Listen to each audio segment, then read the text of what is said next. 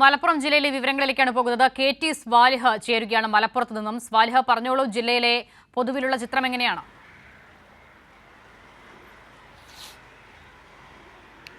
അഷിത, മലപ്പുറം ജില്ലയിൽ യു.ഡി.എഫിൻ്റെ പരമ്പരാഗത ആധിപത്യം നിലനിർത്തിക്കൊണ്ടുള്ള ഒരു തെരഞ്ഞെടുപ്പ് ഫലം തന്നെയാണ്. മലപ്പുറം ജില്ലാ പഞ്ചായത്തിൽ 33 ഡിവിഷനാണുള്ളത്. 33 ഡിവിഷനിലും യു.ഡി.എഫ് തന്നെ വിജയിച്ചിരിക്കുന്നു. മലപ്പുറം ജില്ലാ പഞ്ചായത്ത് രൂപീകരിച്ചതിന് ശേഷം ചരിത്രത്തിലാദ്യമായാണ് പ്രതിപക്ഷമില്ലാത്ത ഒരു ജില്ലാ പഞ്ചായത്ത് ഭരണം യു.ഡി.എഫിന് സാധ്യമായിരിക്കുന്നത്. 15 ബ്ലോക്ക് പഞ്ചായത്തുകളാണ് മലപ്പുറം ജില്ലയിൽ ഉണ്ടായിരുന്നത്. അതിൽ 14ഇടത്തും യു.ഡി.എഫ് തന്നെയാണ് വിജയിച്ചിരിക്കുന്നത്.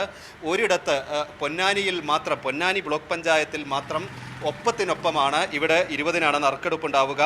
6 ബ്ലോക്ക് പഞ്ചായത്തുകളിൽ, മലപ്പുറം ജില്ലയിലെ 6 ബ്ലോക്ക് പഞ്ചായത്തുകളിൽ പ്രതിപക്ഷമേ ഇല്ല. 12 നഗരസഭകൾ മലപ്പുറം ജില്ലയിലുണ്ട്. അതിൽ 11ഇടത്തും യു.ഡി.എഫ് തന്നെയാണ് വിജയിച്ചത്. ഒരിടത്ത് മാത്രം, അതായത് പൊന്നാനി നഗരസഭ മാത്രമാണ് LDFിനൊപ്പം ഉറച്ചു നിന്നത്. കഴിഞ്ഞ തവണ നഷ്ടപ്പെട്ട നിലമ്പൂർ യു.ഡി.എഫ് ഇത്തവണ തിരിച്ചു പിടിച്ചിരിക്കുന്നു. 36 ഡിവിഷനുകളിൽ 28 സീറ്റിലും യു.ഡി.എഫിന് ജയമുണ്ടായി.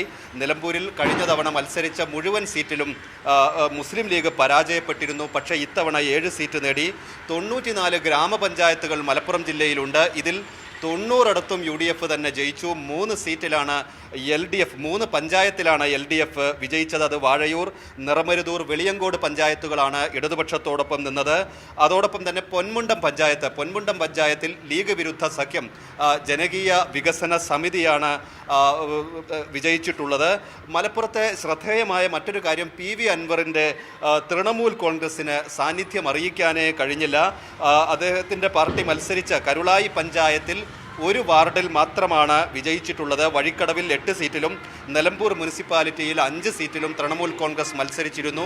പക്ഷേ ഈ വഴിക്കടവിലെ ഒരു സീറ്റിൽ മാത്രമാണ് ജയിച്ചത്. നിലമ്പൂരിലെ മൂമുള്ളി വാർഡിൽ തൃണമൂൽ കോൺഗ്രസിന് ആകെ ലഭിച്ചത് 7 വോട്ടാണ്. ഇങ്ങനെ മലപ്പുറത്തെ വലിയൊരു ആധിപത്യം യു.ഡി.എഫിന്, പ്രത്യേകിച്ച് മുസ്ലിം ലീഗിന് ഉണ്ട്.